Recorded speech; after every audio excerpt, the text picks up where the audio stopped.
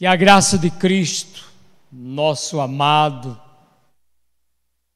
e eterno Salvador, seja sobre as nossas vidas. Como é bom estarmos num ambiente onde há uma atmosfera do céu, porque vivemos sobre a terra e no dizer de A.W. Tozer, desde a queda do homem, ela se tornou numa área de perigo e de destruição. Então, a terra é perigosa desde o drama lá do Éden, porque o inimigo teve permissão para agir, e o que ele mais gosta e sabe fazer, nas palavras de Jesus, é matar, roubar e destruir. Eu sempre gostei de assistir repórteres, noticiários, para não ficar alienado. Mas hoje eu confesso que estou evitando. Eu tenho assistido mais um canal de TV em espanhol, porque não vejo aquela tendência que a gente vê aqui do Brasil e passa notícias do mundo todo. Eu prefiro, quando eu tenho de assistir lá, para não ser mais contaminado pelo que nós estamos ouvindo a cada dia. Mas, no meio do povo de Deus, quando esse grupo está verdadeiramente servindo ao Senhor de coração, há uma atmosfera diferente. É a graça que vem do alto, é a presença de Deus. E aí nós entendemos aquilo que Pedro, ele disse, e até nós achamos que ele exagerou, quando ele perguntou a Jesus se podia pôr mão à obra e começar a fazer ali 3 tendas. Uma para Jesus, outra para Moisés, outra para Elias. Não é isso, irmãos? E Jesus teve que mostrar-lhe que ainda tinha muita coisa a ser feita. Não era ficar lá em cima. Ele nem pensou em chamar os outros 9 apóstolos que estavam lá no pé do monte. Fica só nós aqui, vai sobrar bênção para todo mundo. Meus irmãos, quando nós estamos assim, diante de Deus, é algo extraordinário. Eu me lembro que lá pelo ano de 1977, muitos aqui não haviam nascido, e eu assumi a igreja de Itaquera, e eu marquei uma reunião de oração voluntária, não fazia parte da programação. Quem quisesse, no sábado à noite, ir lá para o templo para orar, eu estaria lá. E um dia estava caindo uma garoa lá em São Paulo, naquele tempo caía mesmo, chamada Terra da Garoa. E eu fui, eu tinha uma chave do templo, eu abri e entrei e me ajoelhei. Naqueles tempos também, a nossa igreja, herança da igreja metodista, havia um genuflexório. Era um lugar para chegarmos e vimos até o altar, era no pé do púlpito e ali orarmos. Eu entrei lá, me ajoelhei, comecei a orar, deixei a porta aberta e fui orando e não apareceu uma viva alma. Mas ali, irmãos, eu fui visitado pelo Espírito. Uma presença sobrenatural. Ali eu me alegrei, chorei e fui para casa. Não fiquei chateado, fechei, fui embora. E quando eu estava chegando em casa, algo ministrou meu coração o seguinte: que Deus tinha preparado bênção para todos que viessem. Se eles não vierem, Ele deu tudo para mim. Então nós não perdemos, irmãos, nada em buscar ao nosso Deus. Deus honra aquele que está desejoso de ficar diante dele. Amém? E, atendendo ao convite do pastor Marden, eu estou aqui hoje. E havia me programado para tal, mas de manhã minha filha ligou para mim convidando para almoçar lá na casa dela, por ser hoje, como os irmãos sabem, o Dia dos Pais. Depois recebo uma notícia de áudio, melhor, WhatsApp, dizendo do falecimento da irmã Ivone, que vem ser bem conhecida aqui do nosso irmão ali.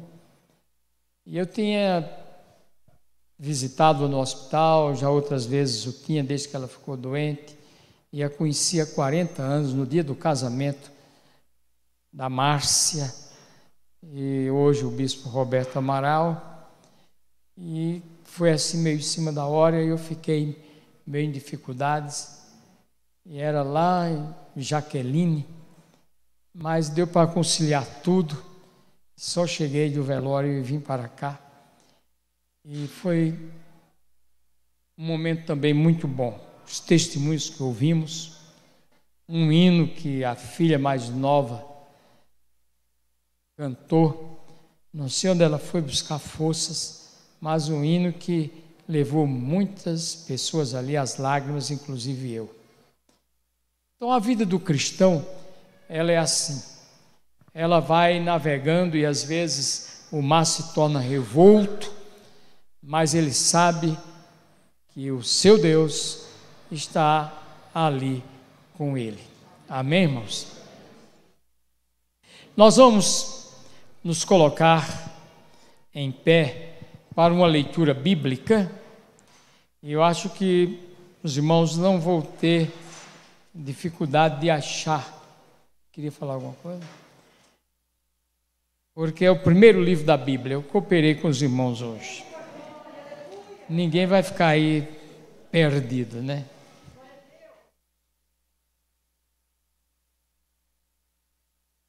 Tá bom. O capítulo 12, nós iremos ler nos primeiros versículos de 1 a 3.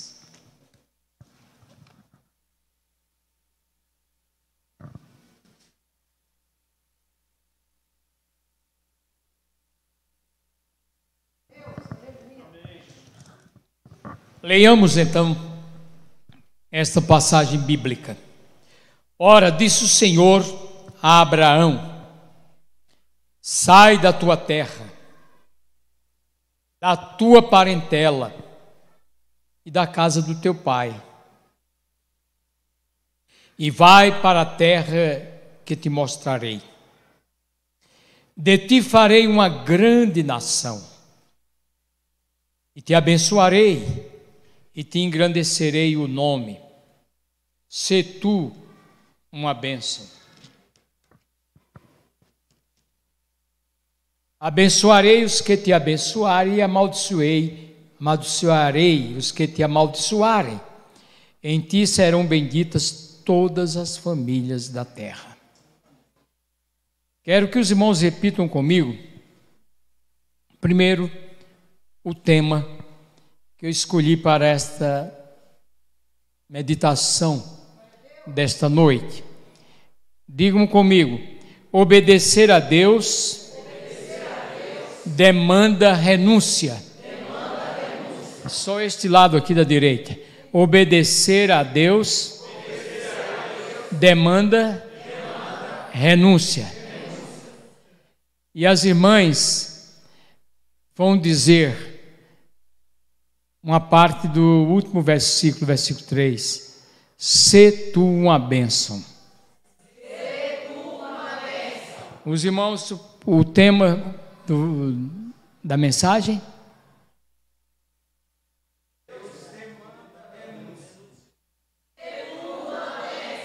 As irmãs aliviaram. Como é que vão falar? Amém. Eu queria que tirasse o acento, porque aí fica benção. Estou dizendo, falasse mais alto.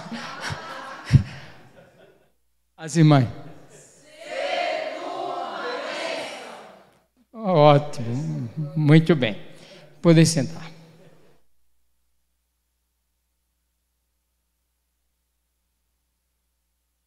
Amados,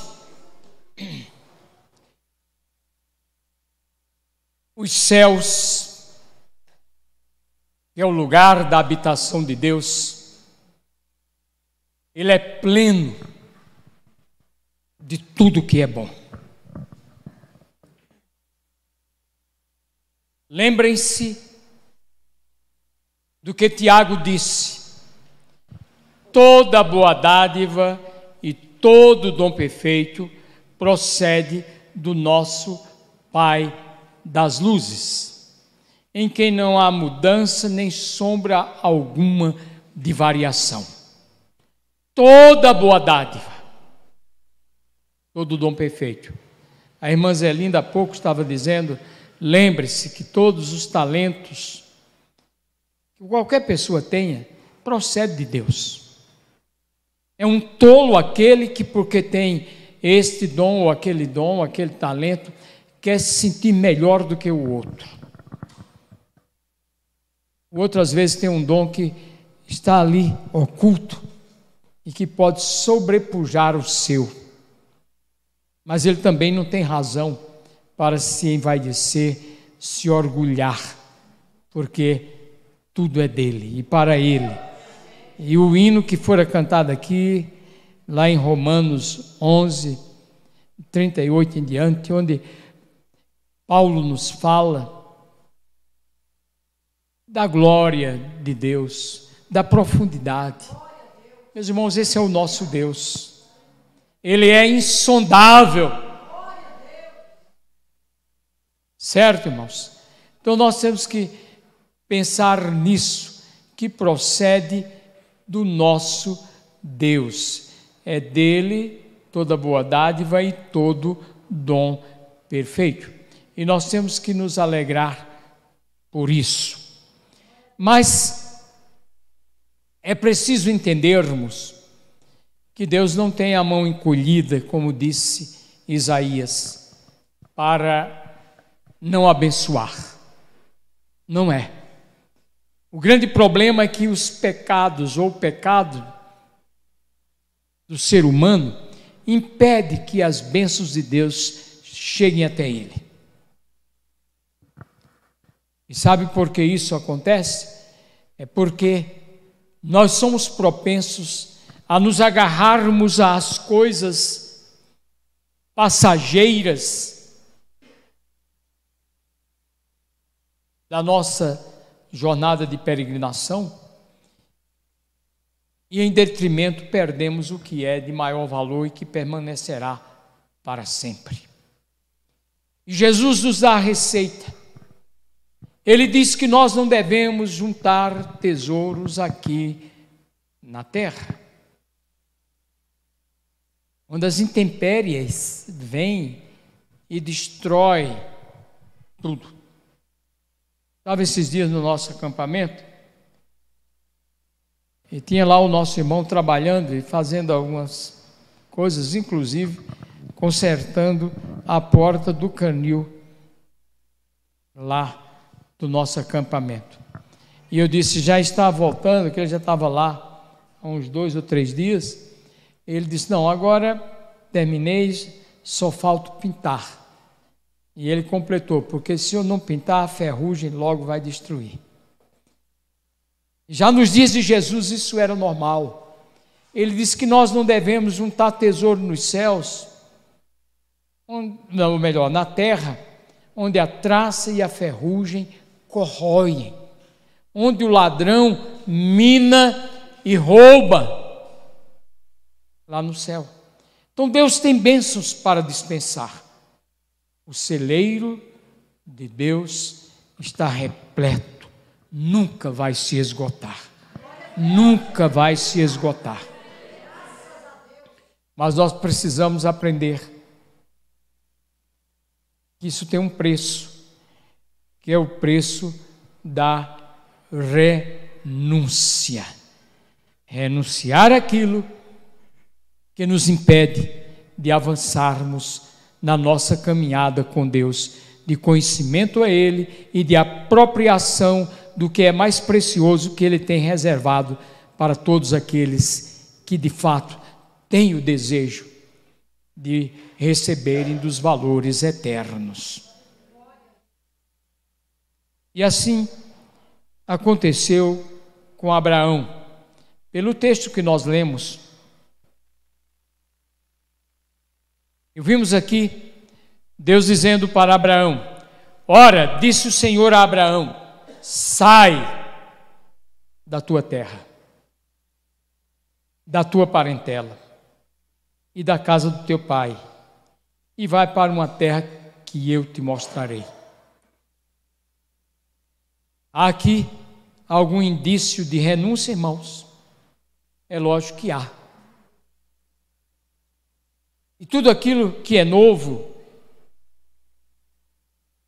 que implica uma mudança, mexe conosco, traz receios, nos preocupa. Alguém aqui já mudou de uma casa para outra, num lugar assim? Já? Desde que eu casei, e quando ele se referiu a Londrina, a primeira casa que eu morei foi em Londrina, no Paraná. Desde lá até agora eu já mudei 18 vezes. A última vez que eu mudei foi em novembro. Isso porque a minha função proporcionou isto. Certo? E nós, metodistas, somos como eu tinha um irmão que ele era representante de um laboratório e ele vivia mudando, que o laboratório mandava ele mudar. A última vez que eu visitei foi em Cuiabá. E ele, muito brincalhão, ele disse que quando ele chegava, toda vez que ele chegava junto do galinheiro, com algumas cordinhas nas mãos, as galinhas já deitavam, punham os pés para cima, que sabia que havia uma nova mudança. Pastor metodista também é mais ou menos assim, irmãos. Pastor Mário está indo muito bem aqui, eu fico feliz. Mas só é garantido até janeiro, porque janeiro tem concílio.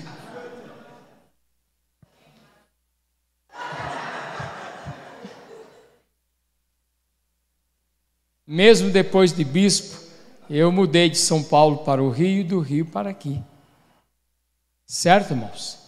E tinha probabilidade para eu ficar onde estava, mas eu me sujeitei também ao sistema. Agora imagine uma mudança para um cidadão já de 75 anos. E quando ele foi dar a notícia para a velha Sara, ela disse: e para onde nós vamos? Ele disse: Deus não me deu o endereço. Para uma terra que eu te mostrarei. Deixa a tua casa, a tua parentela, a casa do teu pai, e vai para uma terra que eu te mostrarei. Mas Abraão, ele queria servir a Deus, obedecer a Deus, e ali ele estava sendo treinado para isso. Por essa razão, mais tarde, quando Deus fez outras exigências para Abraão, ele não perguntou por quê. quando Deus mandou ele se circuncidar, que era uma aliança e era um propósito de Deus para toda a nação de Israel, ele não foi perguntar a Deus o porquê daquilo. Quando mais tarde nasce Isaac, Isaac cresce, e estava aquele garoto lindo, feliz, e Abraão, pondo toda a esperança naquele seu filho, pelo que Deus tinha dito, e através da sua descendência ele abençoaria todas as famílias da terra. E Deus disse a Abraão: pega Isaac, vai ao monte Moriá e oferece o teu filho em sacrifício. Imagine, irmãos, o que é isso. Ele também outra vez não foi perguntar, como ele não perguntou o endereço para onde ia, como ele não perguntou por que essa história de circuncidar-se. Ele entregou. E por isso, desde o livro de Gênesis, por toda a Bíblia, quase todos os livros, com raras exceções, mas nas entrelinhas está ali a presença de Abraão. Paulo diz lá no livro de Gálatas que ele é o pai da fé. Aleluia. Depois, vemos um descendente seu, muitas gerações à frente, no caso Moisés. Ele havia nascido e num tempo muito difícil. Alguém já nascer e antes de ser registrado, já ter o atestado de óbito. Porque a ordem do rei era que toda criança israelita do sexo masculino, ao nascer, fosse morta no dia do seu nascimento. E Deus entrou com providência. E aquelas parteiras temeram a ele, a Deus, e preferiram desobedecer ao rei. E Moisés sobreviveu, mas só deu para esconder 3 meses. E depois os irmãos conhecem a história. E a mãe, uma mulher de fé, faz um pequeno cesto, betuma, e põe num rio. Eu já me hospedei no Hilton Hotel, às margens do rio Nilo, e de lá a gente ficava vendo, e eu estava em quarto com o pastor José Moreira da Silva, um homem muito profundo das Escrituras, e a gente comentando sobre o que tinha acontecido por ali com Moisés, aquele pequeno bebê. Mas outra vez Deus entra com a providência, e a filha daquele que tinha assinado um decreto acolhe aquela criança. Outra vez a providência de Deus. Uma menina que saiu acompanhando o seu irmãozinho para saber o que acontecia, correndo nas margens do rio. É inspirada a ter uma sugestão e arranja um salário para a sua mãe.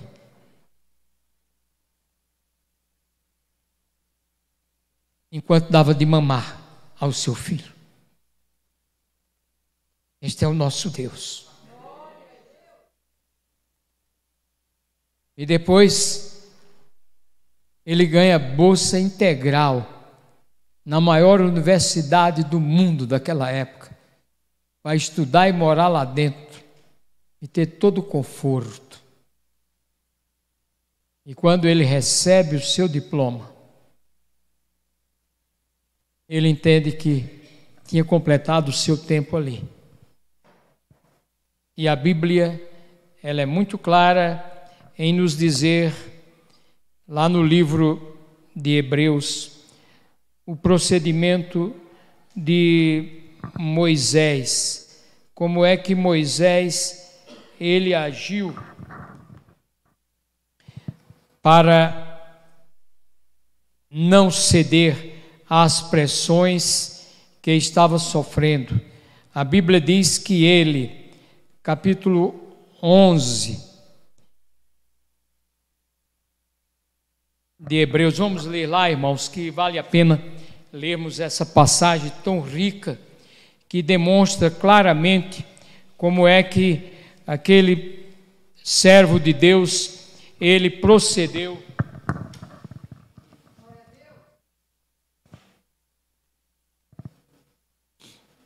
E assim nos diz o texto sagrado, versículos 23 ao 27. Pela fé, Moisés, apenas nascido, foi ocultado por seus pais durante 3 meses, porque viram que a criança era formosa.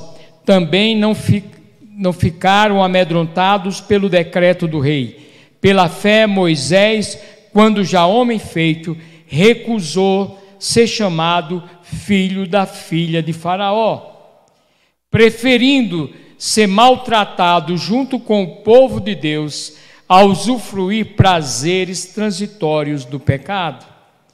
Porquanto considerou o opróbrio de Cristo por maiores riquezas do que os tesouros do Egito, porque contemplava o galardão. Pela fé, ele abandonou o Egito, não ficando amedrontado com a cólera do rei, antes permaneceu firme como quem vê aquele que é invisível.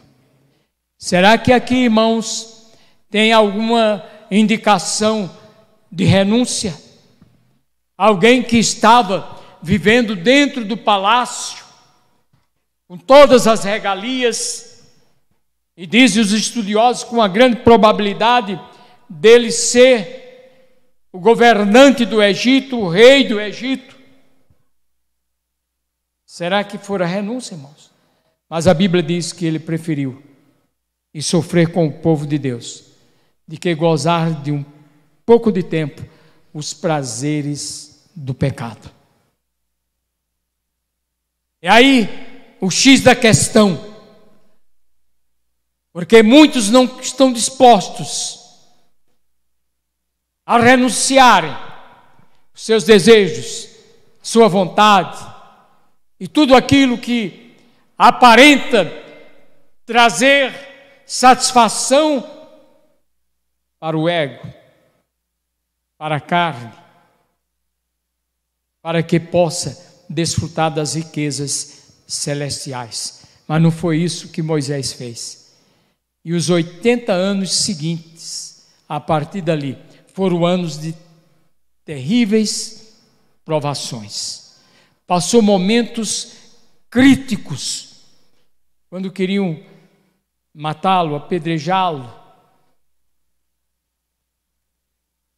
E ele se manteve firme e fiel, porque ele estava com os olhos fitos na cidade que é eterna, no Deus que é eterno, não nas coisas transitórias aqui da terra, porque elas são de somenos valor e elas vão passar com grande rapidez. A glória deste mundo nada é. Nada é. Alguém já ouviu falar aqui em Schumacher, que foi campeão 7 vezes, não foi isso, irmãos? 8 vezes. Ele deve ter ganhado uns trocadinhos bons. E acha os irmãos? Alguém sabe como é que ele está? E há mais de 5 anos ele está em coma. Fizeram da casa dele um hospital, uma verdadeira UTI. Um drama terrível, impedido até da imprensa relatar o que está acontecendo ali, vegetando. E aqui do Brasil, um outro corredor dos primeiros, que está endividado, como é o nome dele aí, vocês têm ouvido? Nelson Piquet. Tinha fazendas e tudo está sendo tomado dele. A glória deste mundo nada é. Nada é.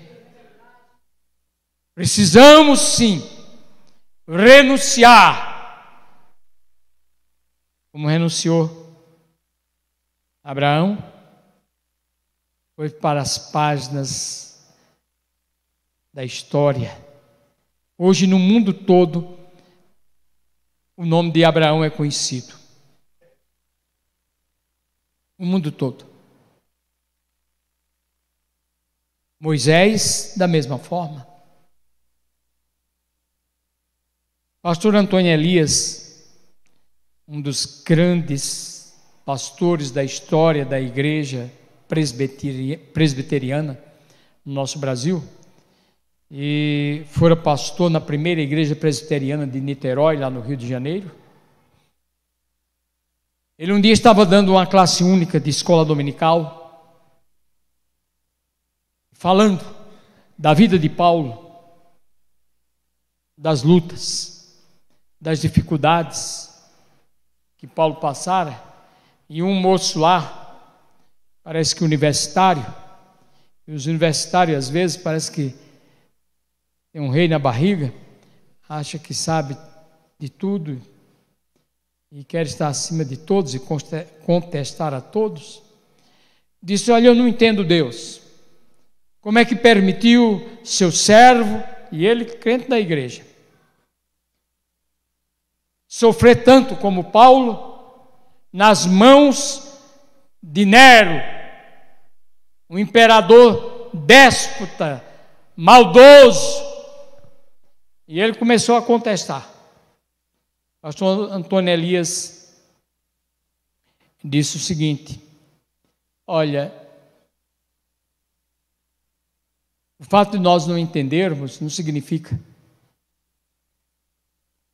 que Deus está agindo com injustiça ou esteja errado, em absoluto. Aí perguntou: quantos Paulo tem aqui? Uma igreja grande, mas muitas mãos levantaram.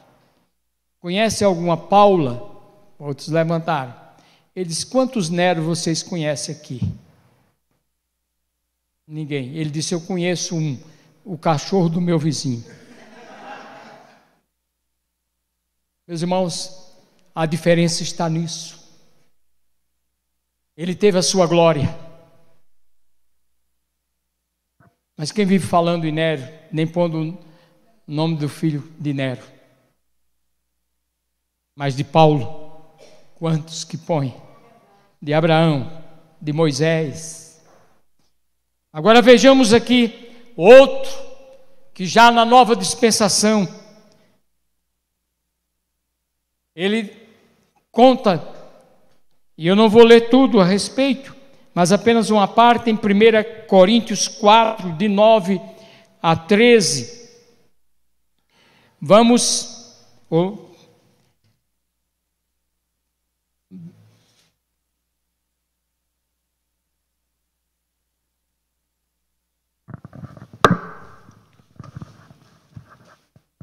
Vejamos o que Paulo diz.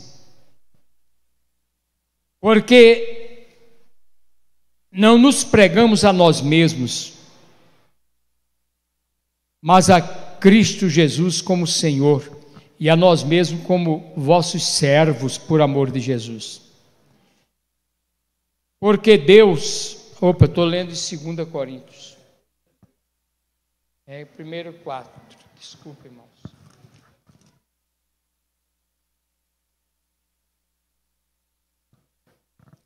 Porque a mim me parece que Deus nos pôs a nós, os apóstolos, em último lugar, como se fôssemos ordenados à morte, porque nos tornamos espetáculo ao mundo, tanto a anjos como a homens. Nós somos loucos por causa de Cristo, e vós sábios em Cristo. Nós fracos e vós fortes, vós nobres e nós desprezíveis. Até a presente hora sofremos fome e sede e nudez, e somos esbofeteados e não temos morada certa, e nos afadigamos trabalhando com as nossas próprias mãos. Quando somos injuriados, bendizemos; quando perseguidos, suportamos; quando caluniados, procuramos conciliação. Até agora temos chegado a ser considerado lixo do mundo, escória de todos.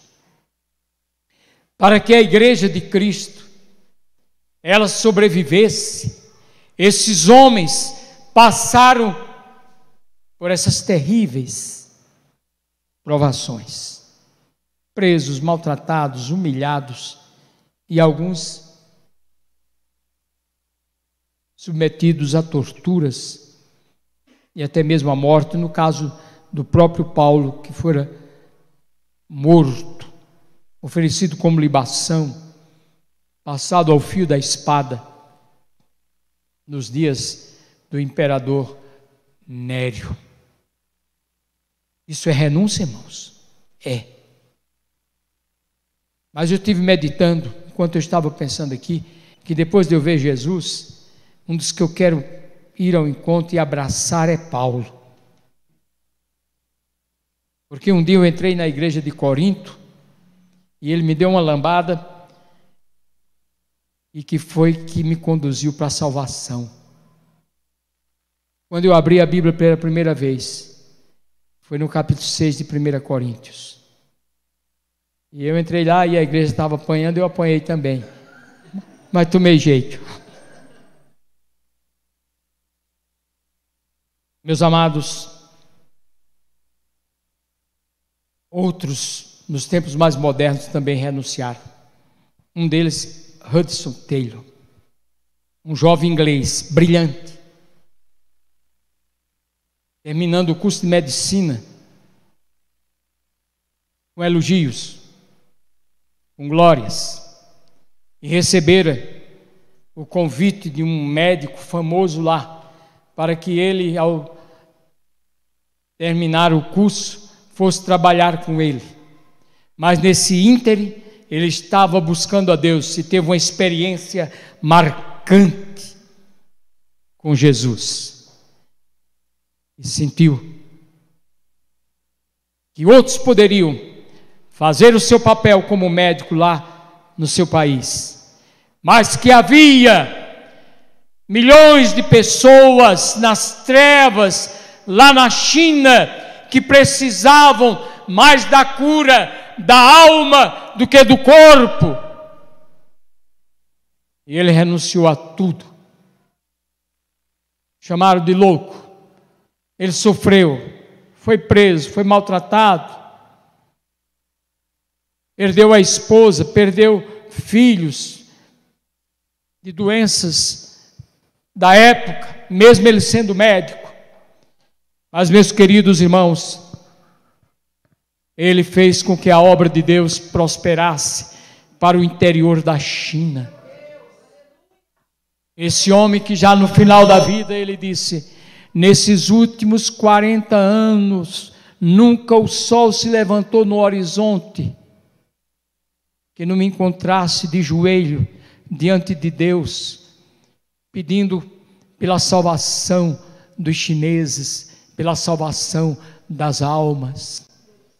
Se ele tivesse ficado lá clinicando, ele poderia ter sido bem sucedido um pequeno período. Depois ninguém conheceria mais o seu nome. Mas lá na glória, ele vai encontrar muitos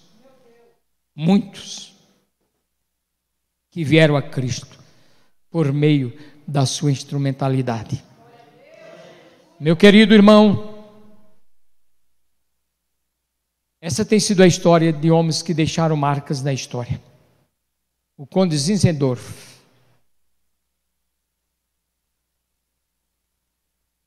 Ele foi visitar a Alemanha, na cidade de Düsseldorf. Tive o privilégio de conhecer essa cidade. Cheguei até a comprar um relógio lá. Uma bela cidade. E lá ele foi visitar uma exposição de artes. Viu quadros e mais quadros e obras de grandes artistas. E ele caminhando por ali, mas o que chamou a atenção dele era uma cruz. E sobre a cruz, e parece que era um crucifixo, não era só a cruz, a moda católica. Mas o que chamou a atenção dele não foi nem a obra de um grande escultor. Em cima tinha uma faixa dizendo: morri na cruz por ti, que fazes tu por mim? Ele voltou para o seu país e aquilo ficou registrado na sua mente, invadiu seu coração, inquietou. E era um homem de muitas posses, tinha recursos. E ele sabia que estava havendo perseguição a cristãos em vários países ali na Europa. E ele começou a abrigar esses que precisavam de abrigo. E tentou fazer reunião com eles. E havia contenda entre eles, porque um vinha de um segmento doutrinário, outro de outro. E ele resolveu começar uma reunião de oração para apaziguá-lo. Irmãos, daí veio um grande avivamento.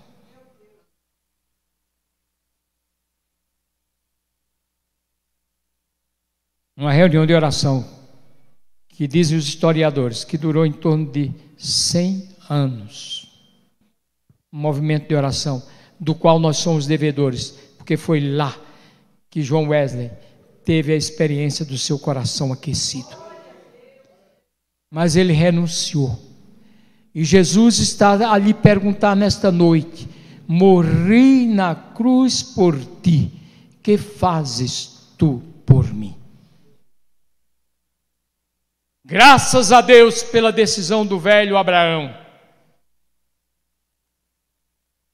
Deus disse que engrandeceria o seu nome. E Deus prometeu e cumpriu. Deu um A a mais, que era Abrão, ficou Abraão.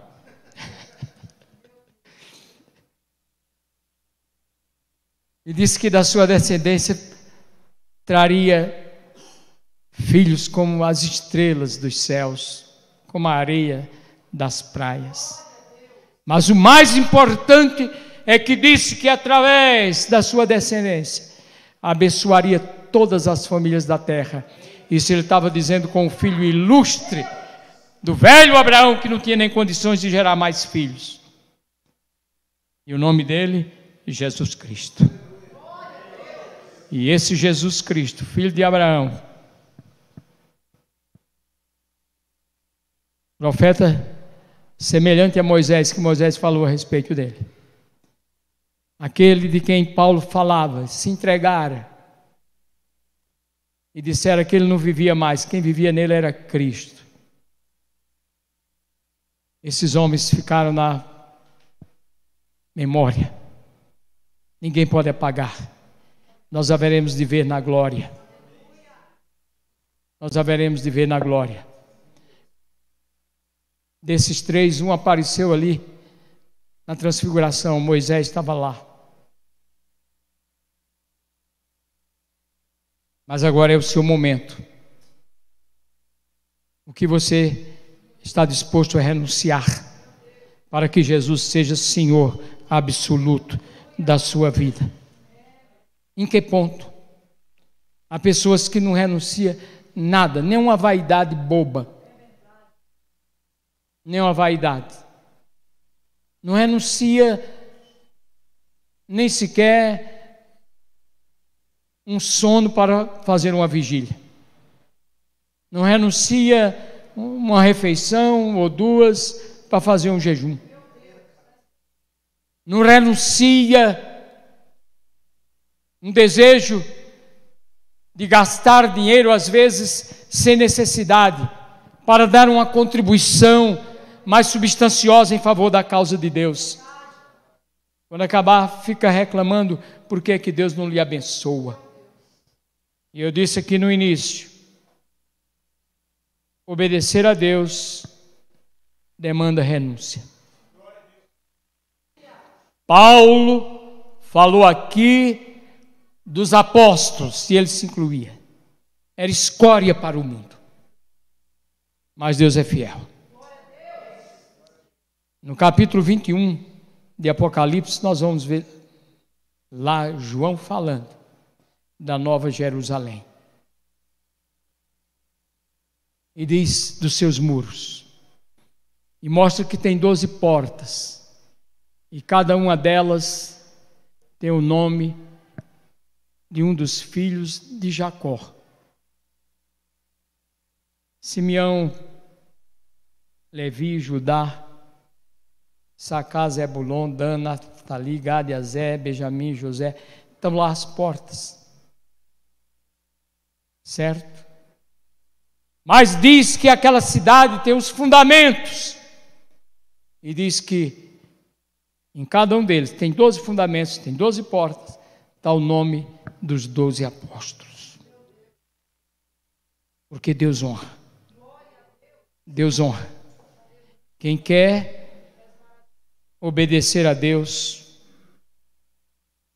e se dispõe a renunciar. Hoje eu já tenho mais idade que Abraão quando foi chamado.